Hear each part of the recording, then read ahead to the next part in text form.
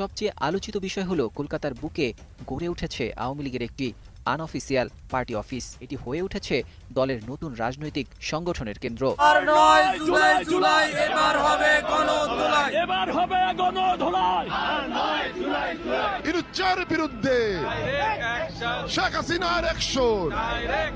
জনসাধারণের অস্থিরতা, দেশ চালানোয় চরম ব্যর্থতা এবং সরকারের বিরুদ্ধে সেনার অবিশ্বাস সব মিলেমিশে সেনা অভ্যুত্থানের সম্ভাবনা ক্রমশ জোরদার হয়ে উঠেছে।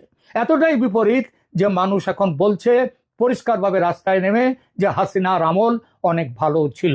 আমরা একটা জিনিস আমি যেটা বুঝি যে আওয়ামী লীগের আমলে যারা শেখ হাসিনার কাছাকাছি ছিল তারা সবাই কোনো না কোনোভাবে শেখ হাসিনার সাথে কানেক্টেড।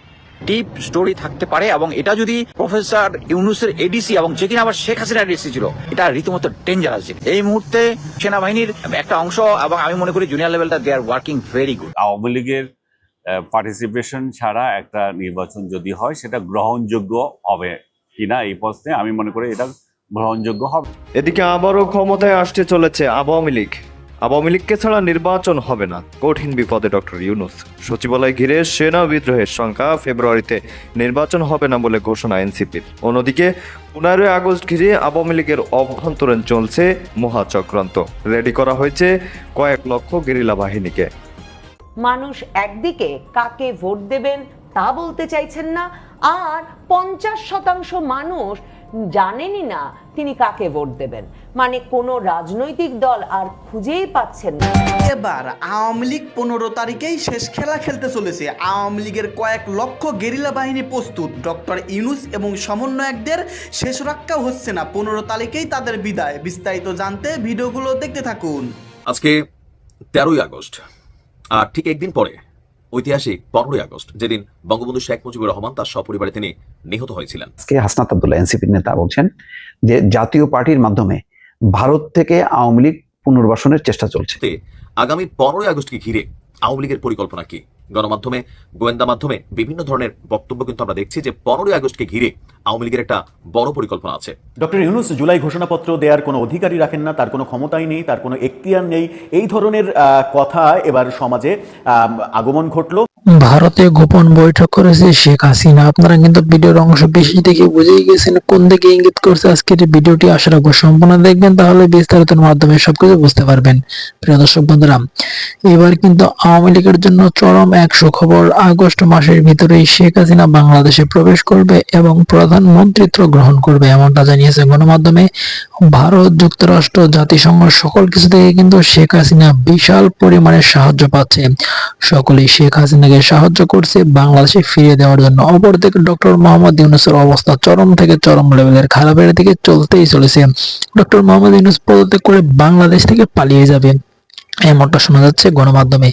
শুধু তাই নয়, সেনাপ্রধান ওয়াকারুজ্জামান কিন্তু বলেছে ডক্টর মোহাম্মদ ইউনূসের অবস্থা চরম থেকে চরম লেভেলের খারাপ হতেই থাকবে, কারণ শেখ হাসিনা ছিল বাংলাদেশের আস্থা। অপরদিকে কিন্তু ডক্টর মোহাম্মদ ইউনূস পদত্যাগ করে বিএনপির চক্রান্তে পদত্যাগ হলো ডক্টর মোহাম্মদ ইউনূসের। প্রিয় দর্শক বন্ধুরা, তাহলে কি এবার শেখ হাসিনা বাংলাদেশে আসবে, আগের মতন ফিরে পাবে রাজত্ব? আপনাদের কি মনে হচ্ছে অবশ্যই কমেন্ট করবেন। সেই সাথে যদি শেখ হাসিনা বাংলাদেশে আসে তাহলে বাংলাদেশের মানুষ তাকে কিভাবে গ্রহণ করবে? আগের মতন কি শেখ হাসিনাকে গ্রহণ করে নেবে বাংলাদেশের জনগণ? সেই বিষয়টিও কমেন্ট করবেন।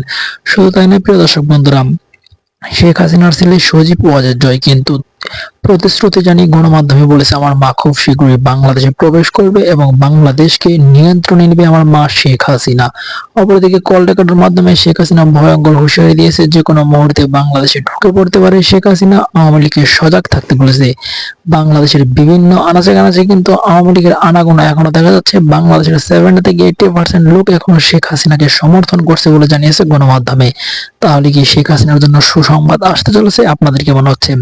সেই সাথে ডোনাল্ড ট্রাম্প কিন্তু বলেছে শেখ হাসিনা এখনো বাংলাদেশের প্রধানমন্ত্রী, কারণ শেখ হাসিনার পদত্যাগপত্র এখনো দেখাতে পারেনি গণমাধ্যমে। 1 বছর পার হয়ে গেছে, তাও শেখ হাসিনার পদত্যাগপত্র এখনো দেখাতে পারেনি। ডক্টর মোহাম্মদ ইউনূস অবৈধভাবে বাংলাদেশকে দখলদারি নিচ্ছে, এমনটা জানাচ্ছে ডোনাল্ড ট্রাম্প। প্রিয় দর্শক বন্ধুরা, আওয়ামী লীগের জন্য কিন্তু সুখবর হতেই চলেছে, তাহলেই কিন্তু আমরা বুঝতেই পেরেছি। প্রিয় দর্শক বন্ধুরা, যদি শেখ হাসিনা বাংলাদেশে আসে তাহলে বাংলাদেশের মানুষ তাকে কিভাবে গ্রহণ করবে, কতটা স্বস্তির বোধ করবে। সত্যি কি শেখ হাসিনা বাংলাদেশে আসতে পারবে? আপনাদের কেমন হচ্ছে অবশ্যই এই বিষয়টি কমেন্ট করে বলে যাবেন। আজকের মতন এই পর্যন্তই, দেখা হচ্ছে পরবর্তীতে কোনো ভিডিও নিয়ে। সেই পর্যন্ত আপনারা সকলে ভালো থাকুন, সুস্থ থাকুন, দেখতে থাকুন এই ধরনের ভিডিওগুলো।